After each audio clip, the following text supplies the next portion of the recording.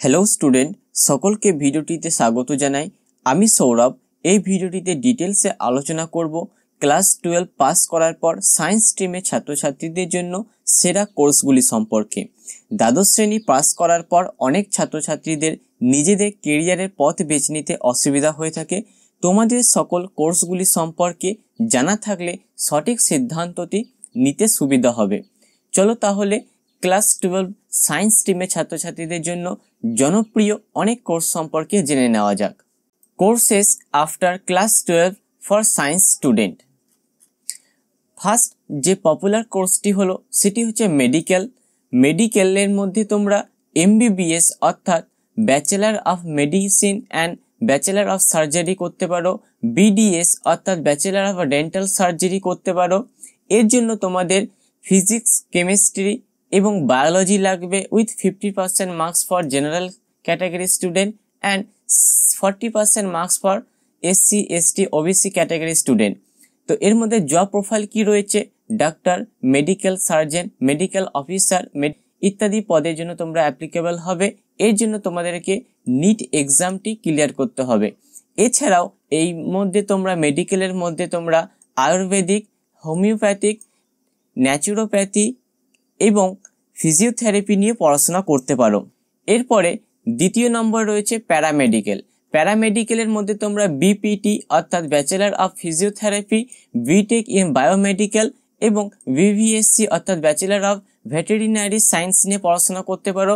এর জন্য physics, chemistry, biology with 15% marks for general student and 14% marks for SC, ST, OBC category student. Job profile কি রয়েছে? Advance life support paramedic, medical assistant, critical care paramedic, radiologist, occupation therapist. এর জন্য তোমাদেরকে NEET এক্সামটি clear করতে হবে।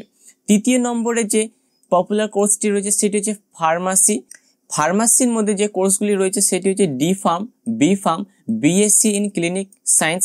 এর জন্য তোমাদেরকে ফিজিক্স, কেমিস্ট্রি এবং অপশনাল সাবজেক্ট হিসেবে ম্যাথ বা বায়োলজির মধ্যে একটি থাকতে হবে।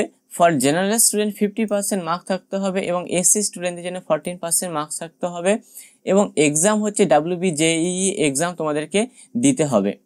এরপরে ফোর্থ নম্বরে যে কেরিয়ার অপশনটি সেটি হচ্ছে ইঞ্জিনিয়ারিং অর্থাৎ বিটেক বা BE bachelor of technology and bachelor of engineering এইগুলো তোমরা করতে পারো, যার জন্য তোমাদেরকে physics, chemistry, math with 15% marks for general student এবং 40% marks for SC, ST, OBC স্টুডেন্টদের জন্য রয়েছে এলিজিবিলিটি। এক্সাম হচ্ছে তোমাদের JEE মেন্স এবং JEE অ্যাডভান্স ফর সাম স্টুডেন্টের জন্য এবং ওয়েস্ট বেঙ্গলের জন্য WBJEE এক্সাম দিতে হবে। এই ইঞ্জিনিয়ারিং লাইনের মধ্যে রয়েছে তোমরা civil engineering, mechanical engineering, electrical engineering, computer science, electronics and communication এবং কেমিক্যাল ইঞ্জিনিয়ারিং ইত্যাদি পদের জন্য কাজ করতে পারো। এরপরে 5 নম্বরে রয়েছে আর্কিটেক্টে তোমরা ব্যাচেলার অফ আর্কিটেকচার অর্থাৎ BARCH করতে পারো। এর জন্য তোমাদেরকে ফিজিক্স, কেমিস্ট্রি, ম্যাথ থাকতে হবে এবং এক্সাম হচ্ছে নাটা এক্সাম অথবা JEE মেন পেপার 2 এক্সাম দিতে হবে। 6 নম্বরে পপুলার কোর্স হচ্ছে মার্চেন্ট নেভি, 1 ইয়ারের ডিপ্লোমা কোর্স করতে পারো অথবা BSc in nautical technology, BTech architect এবং শিপ বিল্ডিং ইত্যাদি কোর্সগুলি করতে পারো। এলিজিবিলিটি রয়েছে physics, chemistry, math with 15% marks for general student এবং 40% marks for SC, ST, SC category স্টুডেন্টের জন্য। এক্সাম কি রয়েছে? MUCET all India merchant navy entrance test অর্থাৎ AIMNET এক্সাম রয়েছে এর জন্য। 7 নম্বরে পপুলার কোর্স সেটি হচ্ছে কমার্শিয়াল পাইলট। এই কোর্সটি হচ্ছে তোমাদেরকে ট্রেনিং ইনস্টিটিউট অথবা BSc ইন অ্যাভিয়েশন সায়েন্স নিয়ে পড়াশোনা করতে পারো। ফিজিক্স, কেমিস্ট্রি, ম্যাথ লাগবে, 15% মার্কস লাগবে। এর জন্য তোমাদেরকে কিন্তু অ্যাভিয়েশন ইনস্টিটিউট থেকে পড়াশোনা করতে হবে। 8 নম্বরে যে পপুলার কোর্সটি রয়েছে সেটি হচ্ছে BSc।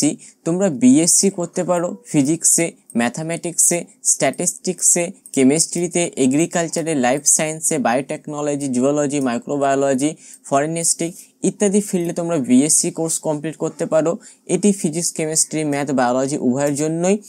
তবে তোমরা এই BSc কমপ্লিট করার পর পরবর্তী উচ্চশিক্ষা কমপ্লিট করে তোমরা টিচার, প্রফেসর ইত্যাদি ফিল্ডে কাজ করতে পারো। এছাড়া বিএসসি কমপ্লিট করার পর as a civil service officer হিসেবে তোমরা কাজ করতে পারো ইউপিএসসি WBPSC এক্সাম ক্লিয়ার করার মাধ্যমে। 9 নম্বরে যে কেরিয়ার কোর্সটি রয়েছে সেটি হচ্ছে NDA অর্থাৎ ন্যাশনাল ডিফেন্স একাডেমি। এর আন্ডারে তোমরা BA, BSc, BTech সায়েন্স করতে পারো। এর জন্য ফিজিক্স, কেমিস্ট্রি, ম্যাথামেটিক্স প্রয়োজন রয়েছে।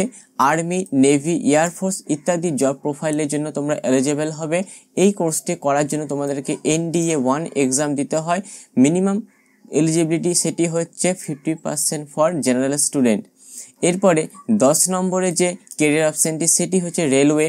রেলওয়ের মধ্যে তোমরা মেকানিক্যাল ইঞ্জিনিয়ারিং বা রেলওয়ে দ্বারা হয়ে থাকে এটি তোমরা করতে পারো এবং এর যে এক্সামটি সেটি হচ্ছে SCRA এক্সাম তোমাদেরকে দিতে হবে।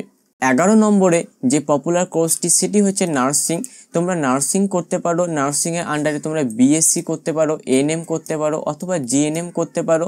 এর জন্য মিনিমাম 15% মার্কস থাকতে হবে এবং ফিজিক্স, কেমিস্ট্রি, বায়োলজি থাকতে হবে। NM এবং GNM নার্সিংটা আর্টসের স্টুডেন্টরাও করতে পারে এবং এর জন্য যে এক্সাম সেটি হচ্ছে WBJEEB জিনপাস UG for BSc nursing এবং NM, GNM, WBJEE এক্সাম হয় যেটি হচ্ছে NM, GNM নার্সিংয়ের জন্য।